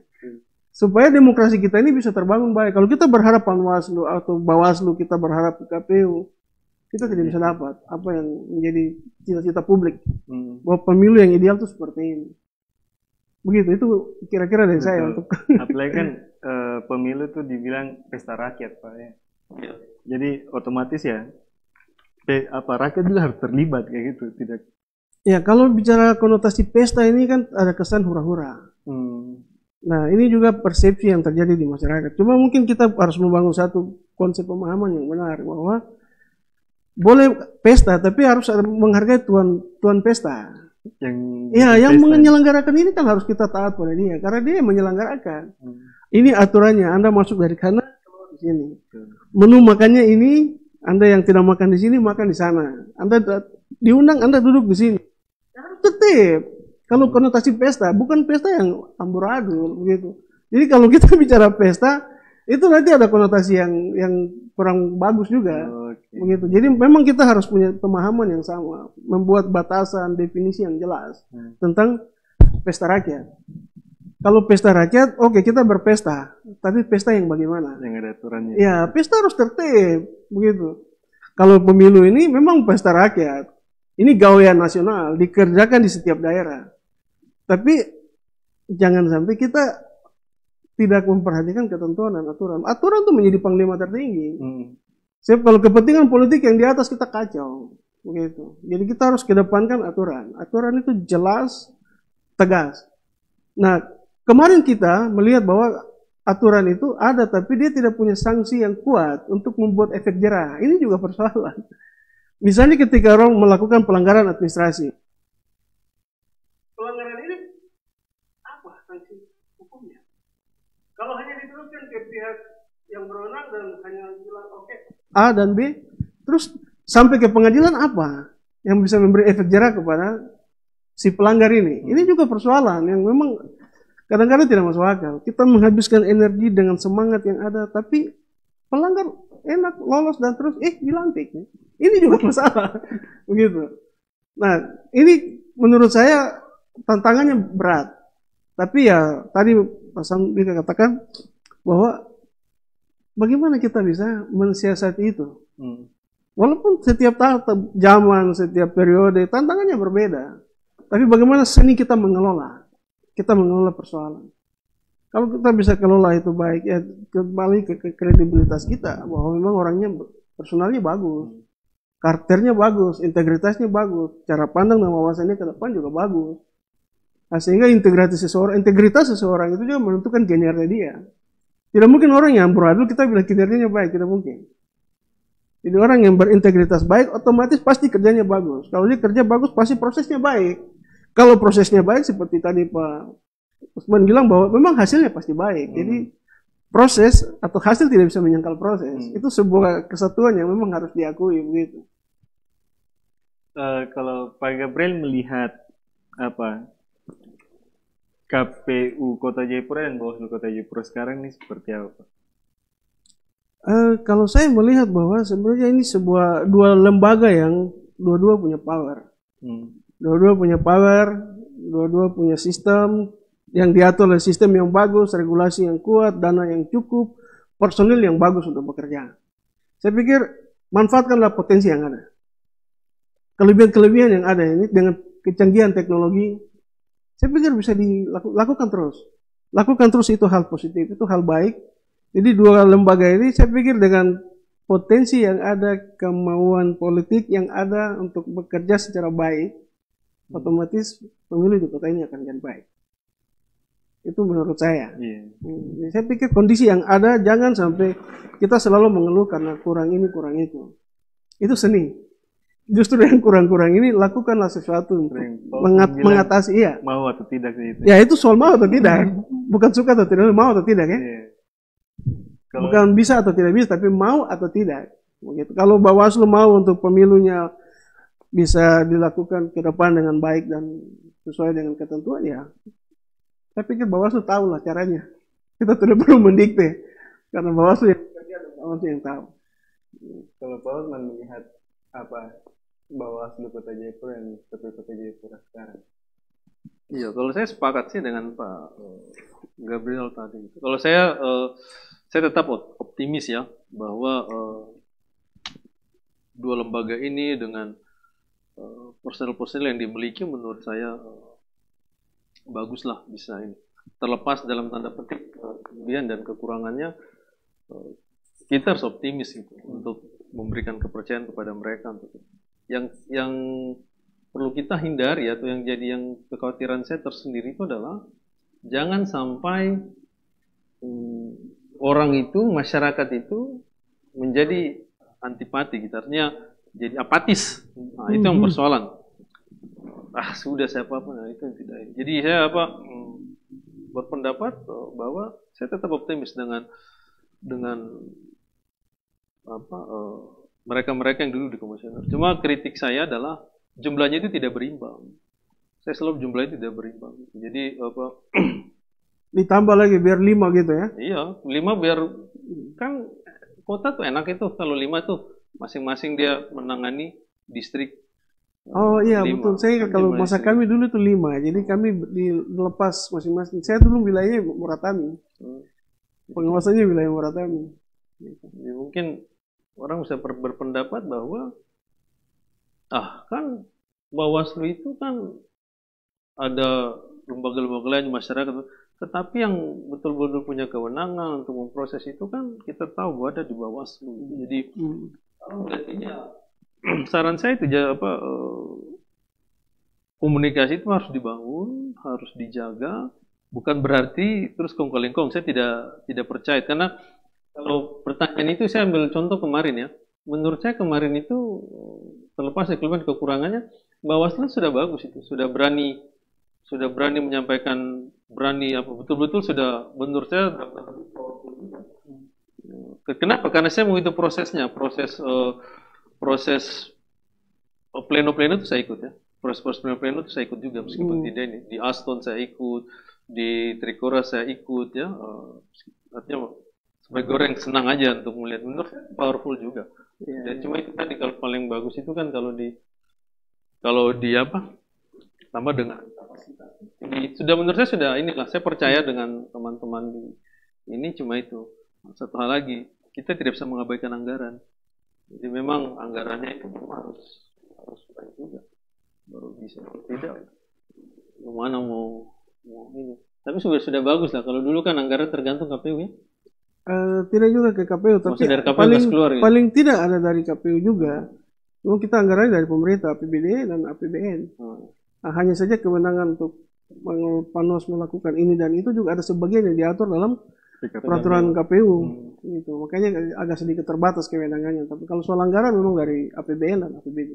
Jadi itulah penting baik-baik. Ya pesannya seperti itu. Jangan sampai kayak di beberapa KPU yang harus terjadi PAW kan gitu ya. Kalau dari ini Pak, pengalaman pemilu 2019 kemarin, Bapak melihat kinerja Bawaslu sudah bagaimana? Itu yang saya bilang tadi ya, menurut saya sudah bagus ya, saya bilang tadi setelah powerfulnya sudah, saya melihat ya bagaimana komisioner dalam pleno-pleno itu sudah berani berargumentasi dan berani itu. Kenapa itu terbukti kan sampai buat laporan dan seterusnya ya. Menurut saya itu perkembangan yang bagus itu. Jadi pembelajaran juga, jadi paling tidak kan ke depan itu orang sudah berarti Bawaslu dulu kan Bawaslu keras lah ini. Dulu Bawaslu kan itu tadi, makanya saya istilah tuh dulu kalau laporan ya mungkin tidak di bahasa ekstrim saya itu jadi dibuang sampah ya waktu itu. Tapi sekarang saya kira tidak, saya kira ke depan juga saya termasuk orang yang yakin dan percaya bahwa sistem itu semakin lama tuh akan semakin diperbaiki, semakin diperbaiki. Saya termasuk orang yang yakin bahwa bisa jadi pemilu ke depan itu sudah berbasis IT. Bisa berbasis itu. Jadi kalau ditanya kemarin, menurut saya ada catatan positif saya buat teman-teman di. Artinya belajar dari prosesnya, belajar dari pengalaman. Belajar teman-teman Bawaslu. Kenapa? Karena saya lihat. Karena saya melihat prosesnya, kita lihat pleno-pleno seperti apa. Tidak setuju sih tidak gitu ya. Sabar ada sudah bagus lah untuk ya ke depan, saya harap lebih bagus lagi.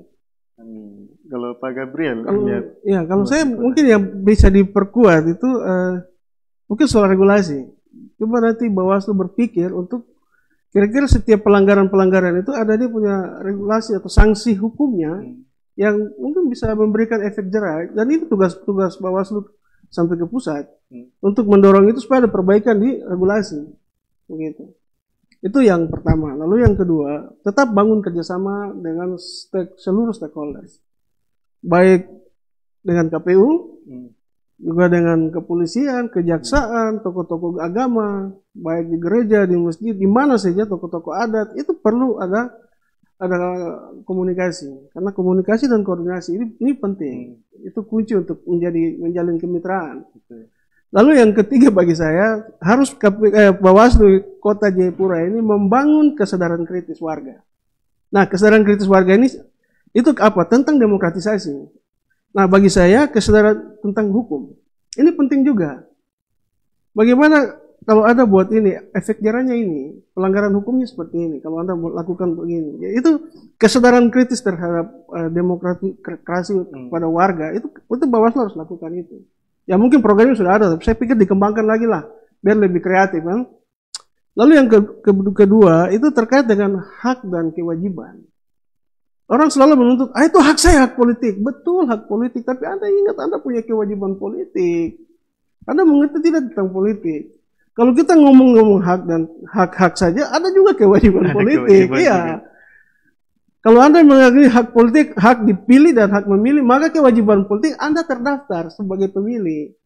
Kalau tidak lakukan itu, bagaimana Anda punya hak akan dipenuhi? Tidak bisa kan? Jadi harus membangun kesadaran itu bagi warga kita.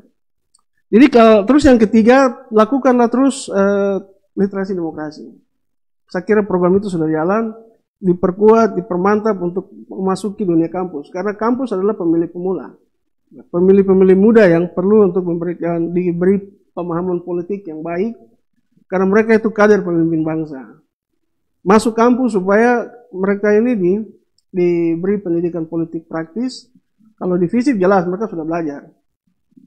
Di FISIP di sini, di USTJ, di Stisipol Silas Papare, dan di beberapa kampus yang belajar ilmu politik pengantar sudah mereka sudah paham.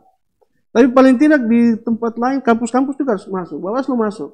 Karena pemilih-pemilih muda ini, mereka ini calon-calon pemimpin bangsa. Besok mungkin ada yang jadi anggota Bawaslu, ada yang jadi anggota KPU, ada yang jadi anggota legislatif. Bahkan mungkin pun jadi kepala daerah. Begitu. Jadi saya pikir itu dari saya yang penting untuk diperkuat oleh teman-teman di Bawaslu. Betul. Terima kasih Pak. Sobat Bawaslu yang di rumah, terima kasih sudah tetap stay mengikuti program ini.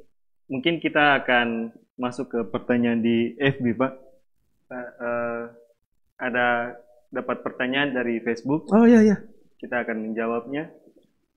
Mungkin pertama dari Samuel Farwas, akun atas nama Samuel Farwas. Pertanyaannya, adakah pemikiran bahwa penyelenggaraan pilkada tanpa biaya sehingga tidak merepotkan banyak orang? Adakah pemikiran bahwa penyelenggaraan pilkada tanpa biaya?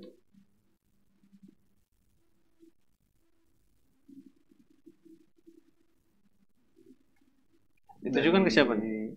Siapa sih yang mau jawab ini? Siapa yang mau jawab duluan, Pak? Bapak KPU sudah. Siap. Bapak Ya. mantan KPU. Memang saya berpendapat bahwa demokrasi itu ada konsekuensinya. Salah satunya adalah konsekuensi biaya. Jadi sampai sekarang saya melihat atau saya berpendapat bahwa itu masih hal yang sulit dilakukan gitu. Tetapi yang bisa kita lakukan adalah bagaimana penggunaan anggaran itu tepat sasaran, sesuai peruntukannya, dan bisa terjadi penghematan. Sebenarnya ini sudah dilakukan oleh penyelenggara sebenarnya. Kalau saya melihat ya, dulu itu kan kampanye segala macam spanduk itu kan dikeluarkan oleh bukan oleh ini kan, dulu oleh calon kan. Iya. Sekarang kan sudah diambil oleh KPU. Jadi biaya itu bagi saya suatu hal yang niscaya gitu untuk itu. Karena sampai sekarang ini di belahan dunia manapun saya tertemukan referensi, saya belum temukan referensi tentang itu pilkada yang selalu biaya itu menjadi hal yang mustahil untuk dihilangkan kalau saya. Kalau ditanya bagaimana mau dihilangkan, saya setuju saja, tapi susah itu. Karena itu menurut saya konsekuensi dari demokrasi seperti itu. Harus ada biaya yang dikeluarkan juga untuk biaya itu untuk menunjang demokrasi itu berjalan dengan baik. Contoh yang kita lihat begini, ini mohon maaf agak itu misalnya penyelenggara tingkat bawah juga kan, itu konsekuensi biaya juga tuh menjadi penting untuk mereka itu bisa bekerja dengan baik. Teman saya dulu ada KPU di satu daerah, itu malah dia mengambil kebijakan untuk bagaimana penyelenggara tingkat bawah itu dikasih naik biayanya supaya untuk menjaga itu integritas dan seterusnya dan seterusnya.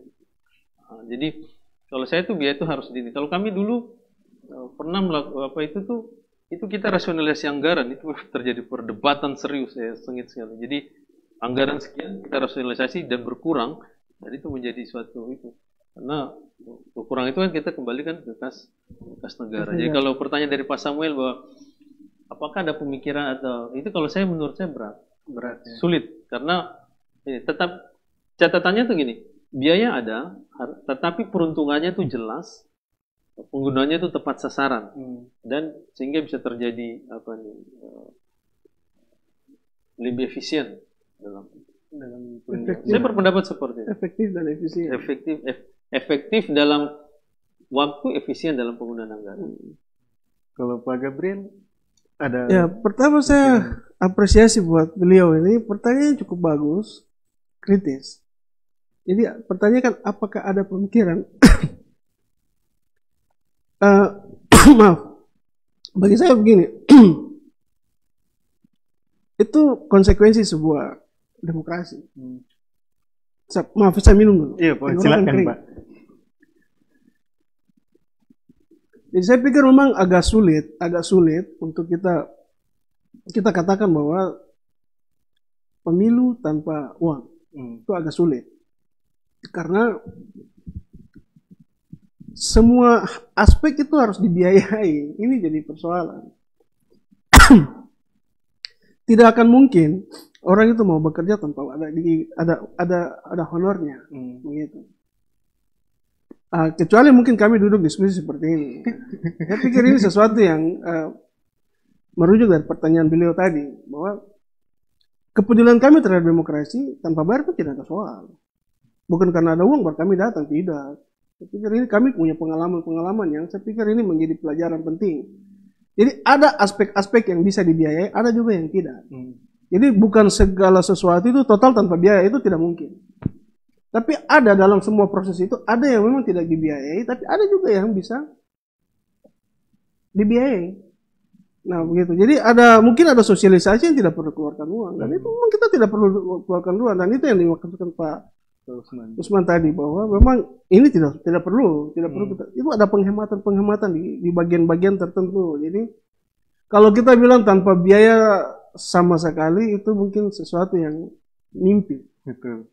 Mimpi ideal, angan-angan, dan mungkin satu waktu, mungkin nanti di zaman lain lah baru bisa seperti itu. Karena kalau zaman sekarang kayaknya belum deh, dan terasa agak berat gitu. Karena dari pusat sampai ke daerah semua perlu, apalagi situasi pandemi COVID. Mau bicara banyak guys, sabar dulu bos. Nah ini kode ini orang sudah paham begitu. Artinya itu berkonsekuensi biaya. Kita mau pakai internet tapi aduh data habis, ya wifi terus bayar mau kemana? Ini juga soal begitu. Kita mau live streaming listrik bayar apa? Tidak bisa, harus bayar gitu. Jadi memang kalau bicara tanpa pemikiran, tanpa uang, tanpa biaya itu bisa, tapi di bagian lain. Ada bagian-bagian tertentu dalam sebuah proses yang panjang, mungkin ini bisa dibiayai, ini mungkin bisa gratis. Ini untuk penyuluhan kita bisa panggil narasumber yang mungkin peduli dan tidak perlu dikasih uang, tidak masalah. Begitu. Jadi ada bagian-bagian tertentu yang memang harus dibiayai, ada juga yang tidak. Iya, jadi tidak berarti keseluruhan itu bebas biaya, itu mungkin sulit. Kita lanjut ke pertanyaan kedua, Pak. Ya. Ada akun dari Adinda Novitasari. Izin bertanya, bagaimana pendapat Bapak tentang pemilu 2019 dengan keterlambatan logistik pada saat itu? Mungkin Pak Usman sudah menggebu-gebu. Menggebu-gebu ya kayaknya. Ya, silakan. Jadi gini ya, kalau saya berpendapat begini. Kalau terjadi keterlambatan yang tadi tuh, yang logistik itu, yang tadi disebutkan itu menurut saya kesalahan. Saya sampai sekarang tidak bisa menerima di logika saya, meskipun mereka berargumentasi apapun, tapi bagi saya itu tidak masuk akal itu bisa tertunda. Kota lagi. Kalau dibilang katakanlah tuh tertunda itu di daerah lain, saya masih inilah. Alasannya keterlambatan apa? Logistik. Logistik di Jayawijaya itu dari Jayapura dulu baru ke sana kan gitu. Nah, jadi kalau saya itu kesalahan, itu sebuah kesalahan, sebuah kealpaan. Menurut saya itu harus belajar dari itu aspek itu. Jadi tidak boleh, meskipun saya tadi berpendapat bahwa tidak ada yang sempurna memang, itu kesalahan itu ada. Tapi kesalahan ini menurut saya harus jadi perhatian bersama. Kenapa? Begini, bayangin aja nih. Kenapa ini kita kembali ke nanti yang disebut oleh Samuel tadi itu ya. Satu TPS biayanya itu berapa sudah diplotnya tanggal 17 itu. Akhirnya saya hafal itu tanggal 17 kan. Ya kan? Ketika dia tertunda itu kan konsekuensi biaya, tenda ditambah lagi dan seterusnya.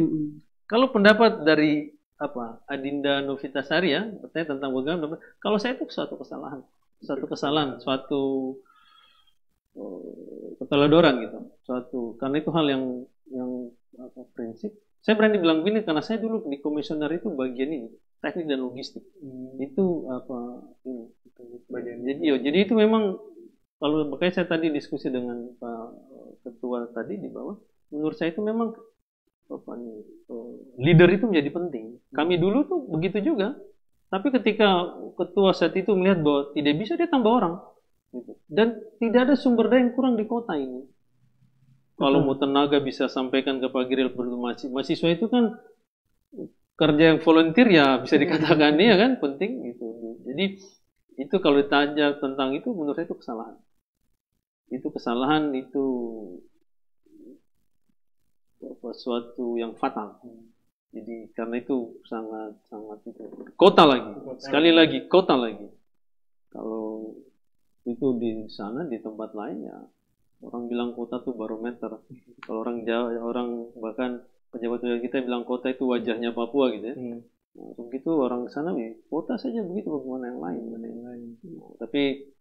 Tapi sekali lagi saya tetap menaruh harapan kepada teman-teman penyelenggara itu. Mudah-mudahan bisa belajar dari hal-hal seperti itu. Jadi yang menjadi penting itu tidak boleh terulang lagi.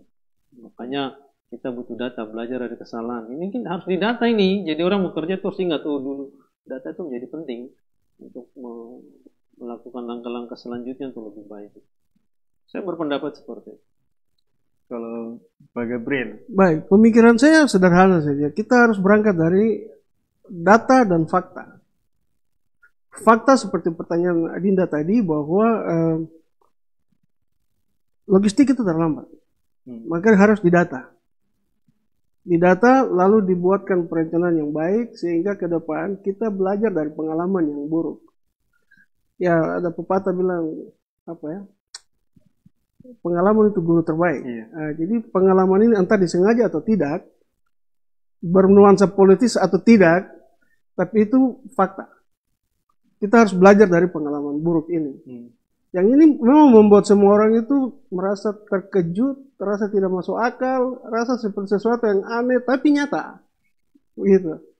Banyak pemikiran orang, banyak pendapat orang menyatakan tentang ini. Bahwa pemilu kemarin itu aneh memang. Tapi itu fakta. Itu kenyataan yang terjadi di depan kita dan itulah yang kita hadapi. Nah, karena Bawaslu juga adalah penyelenggara, maka tugas Bawaslu adalah mengingatkan teman-teman di KPU. Supaya kejadian yang ini jangan kita ulangi kembali.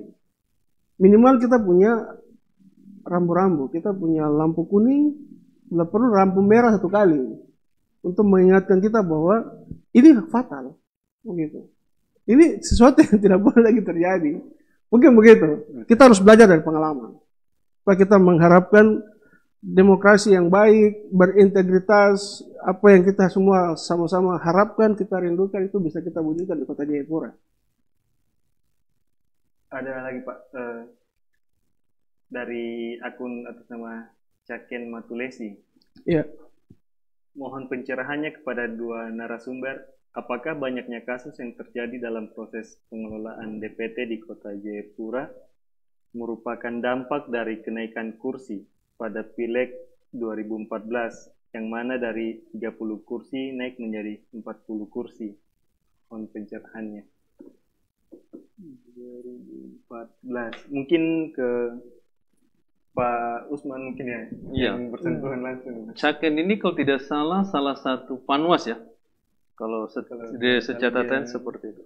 Jadi gini, saya harus jelaskan dulu tentang 14 kursi itu ya, biar orang paham. Jadi kenapa? Karena dalam proses itu saya termasuk yang terlibat di dalam. Aturan jelas bahwa dengan jumlah penduduk sekian, maka akan berpengaruh terhadap jumlah kursi seperti itu. Jadi proses yang dilakukan dengan melibatkan stakeholder yang ada kaitannya gitu. Statistik termasuk, ini boleh dibantah, tapi saya pelaku statistik, termasuk Dukcapil, ya, pemerintah gitu, dan kami KPU gitu. Ya. Statistik, dan itu memprediksi dengan asumsinya bahwa ini akan terjadi setiap tahun ini pertumbuhan penduduknya gitu. Jadi itu, dihitungnya situ. DP dari Dukcapil menyerahkan data juga. Seperti itu. Setelah dirembuk di dibahas dan dihitung bersama-sama, maka lahirlah 40 kursi. Ini harus semua tahu gitu, biar clear, jangan asumsi bahwa 40 kursi itu jadi tidak seperti itu. Jadi ada proses itu yang harus itu. Dan itu prosesnya sudah melalui aturan. Dan jangan salah, ini melalui bukan di sini, ini melalui konsultasi dengan Depdagri. Jadi tidak serta-merta itu harus tahu, orang semua tahu. Karena saya pergi ke sana itu, kita ketemu di lobi untuk membahas ini kursi 40 kursi ini. Kenapa? Kalau tidak kan tidak bisa kita lakukan. Jadi proses itu sudah kita lakukan sehingga lahirnya 40 kursi. Selanjutnya bagaimana dengan DPT? Apakah DPT itu naik karena dampak daripada 40 kursi? Menurut saya logikanya harus dibalik. Karena DPT itu bertambah, baru 40 kursi itu terjadi. Bukan karena 40 kursi maka DPT itu terbalik ya? Terbalik. Harus dibalik seperti itu. Jadi kan jelas itu. Saya kira semua paham lah bahwa dalam proses DPT untuk gitu itu kan menyandingkan data pemilu sebelumnya dan data DP4 kan gitu. Baru lahirnya gitu. Persoalannya dari dulu kenapa tidak ada persoalan itu soal ini? Iya kan? Berarti kan proses itu sudah jalan tuh. Nah, baru nih? Jadi DPT bukan 40 kursi mempengaruhi DPT. Tidak bisa, itu harus dibalik. Bahwa DPT lah yang mempengaruhi 40 kursi. Permasalahannya di mana kalau DPT? Permasalahannya adalah prosesnya itu. Sebenarnya sistem itu sudah bagus, Pak. Coklit dan seterusnya, data gini. Dan itu harus dilakukan. Contoh, bisa dibayangkan tidak, Heram itu jumlah DPT itu sama atau melebihi jumlah penduduk? Anda bayangkan, kenapa begitu? Saya waktu itu diminta sebagai staf ahli untuk khusus Heram itu. Waktu itu, saya ingat betul itu. Makanya terjadi jadi proses ini DPT itu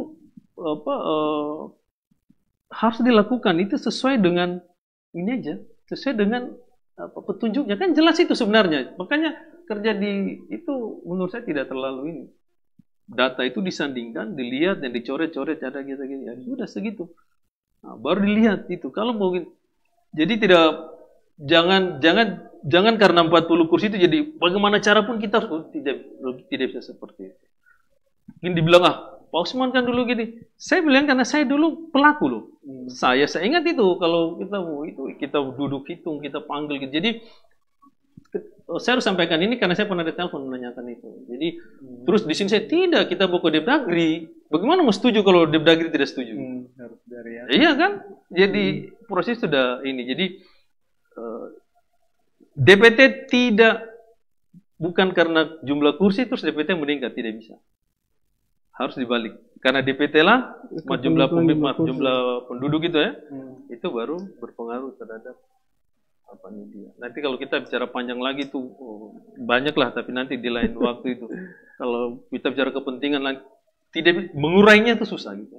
Kayak benang kusut. Wow, benang kusut. Tapi yang saya mau sampaikan harus logikanya dibalik itu aja gitu. Karena DPT itu yang mempengaruhi 40 kursi. Bukan 40 kursi yang mempengaruhi DPT. Jadi saya seperti itu. Saya pikir jelas ya. Begitu. Iya. Terima kasih Bapak berdua yang sudah datang di studio kita, juga sudah berbagi pengalaman. Mungkin saya sudah mau ingatkan kembali kepada sahabat Bawaslu bahwa program kita, tema kita hari ini bukan untuk menggali kesalahan masa lalu, Pak. Betul. Bukan untuk menggali kesalahan masa lalu, tapi kita mau belajar. Kita mau belajar dari masa lalu. Masalah ini jangan sampai akan terulang di yang selanjutnya kayak gitu. Terima kasih kepada sahabat Bawaslu yang sudah mengikuti program Ciberi ini terus. Terakhir Pak, mungkin ada closing statement dari Pak Usman sama Pak Gabriel. Mungkin Pak Gabriel dulu. Ya, kalau pertama saya mau katakan bahwa program ini saya apresiasi, luar biasa. Ini bagian dari proses edukasi politik untuk seluruh masyarakat kita. Juga untuk para pelaku atau para penyelenggara sendiri, ini sebagai proses edukasi politik yang bagus. Lalu yang kedua, mari kita terus tegakkan yang namanya aturan, karena pemilu diselenggarakan tanpa aturan itu sebuah anarkis. Jadi pemilu harus berjalan di atas rel aturan. Karena aturan menjadi panglima tertinggi sehingga kita bisa mencapai pemilu yang demokratis, yang jujur, berintegritas, adil, dan terakhir bermartabat. Mungkin itu saja. Pak Usman, terakhir Pak. Iya. Jadi begini, kalau saya statementnya tuh seperti ini. Jadi kan kita ini sudah mengambil keputusan bahwa kita adalah negara demokrasi. Itu kita sudah ambil keputusan itu di mana negara ini seperti itu. Kalau konsekuensi dari itu adalah maka salah satu adalah harus menjalankan pemilu yang baik dan benar. Saya ambil pinjam istilah dari Bawaslu adalah berintegritas. Supaya apa? Supaya kita itu betul-betul diakui sebagai negara yang bermartabat tadi. Berintegritas, tidak bebas, pengalihan kekuasaan secara damai, dan seterusnya. Untuk mewujudkan itu, kita tidak bisa terlepas dari penyelenggara yang berintegritas juga, yang baik juga. Saya berkeyakinan sampai saya bahwa teman-teman penyelenggara dari kemarin itu sudah bekerja dengan maksimal, baik, sampai ada yang muntah-muntah, sakit, dan seterusnya. Dan itu harus kita apresiasi sebenarnya. Itu tidak tidur dan seterusnya. Itu untuk mewujudkan pemilu yang baik. Kita harus jaga ini, kita pupuk ini. Terlepas kekurangan sanksi itu yang saya bukan menggampangkan, tapi tidak ada yang sempurna ya. Tetapi jangan sampai kita apatis, tidak peduli, itu lebih parah. Gitu. Ya, betul. Jadi mari kita sama-sama bekerja dengan baik. Saya sepakat dengan Pak Gabriel tadi, masyarakat juga punya andil dalam pemilu ini dengan baik selain penyelenggara yang lain. Saat ini saya berterima kasih kepada Bawaslu Kota sudah mengundang kami untuk sama-sama berdiskusi dengan ini, dan saya juga berterima kepada semua penyelenggara pemilu kemarin terlepas dari dinamikanya sudah melaksanakan tugasnya dengan baik. Demikian. Terima kasih Pak. Sahabat Bawaslu, itu merupakan akhir dari perjumpaan kita pada sore hari ini. Terakhir, ingat ikuti protokol kesehatan. Saya jaga ko jaga sa. Kitong dua selamat. Terima kasih. Selamat sore. Wanyambe. Wanyam. Bersama rakyat awasi pemilu, demokrasi maju. Pengawas pemilu, tonggak demokrasi bangsa. Bersama Badan Pengawas Pemilu, kita tegakkan keadilan pemilu.